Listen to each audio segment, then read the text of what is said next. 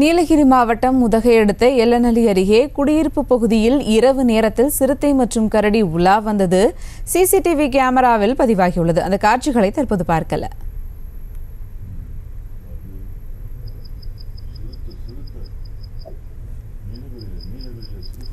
நீலகிரி மாவட்டம் உதகை அடுத்த எல்லநல்லி அருகே குடியிருப்பு பகுதியில் இரவு நேரத்தில் சிறுத்தை மற்றும் கரடி உலா வந்தது சிசிடிவி கேமராவில் பதிவாகியிருக்கிறது. நீலகிரி மாவட்டம் உதகை அடுத்த எல்லநல்லி அருகே குடியிருப்பு பகுதியில் இரவு நேரத்தில் சிறுத்தை மற்றும் கரடி உலா வந்தது சிசிடிவி கேமராவில் பதிவாகியுள்ளது. இதுகுறித்த கூடுதல் விவரங்களோடு இணைகிறார் செய்தியாளர் அனீஷ். வணக்கம் அனீஷ், விவரங்கள்.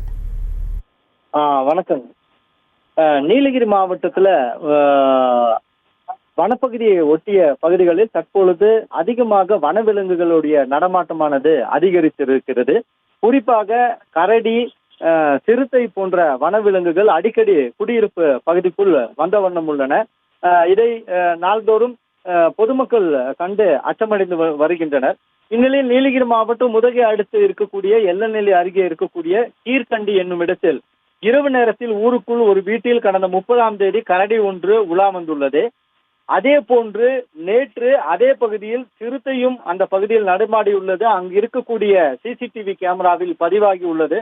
தொடர்ந்து அப்பகுதியில் வனவிலங்குகள் நடமாட்டம் அதிகரித்துள்ளதால் பொதுமக்கள் அச்சமடைந்தது மட்டுமின்றி வனத்துறையினருக்கு வேண்டுகோள் விடுத்துள்ளனர்.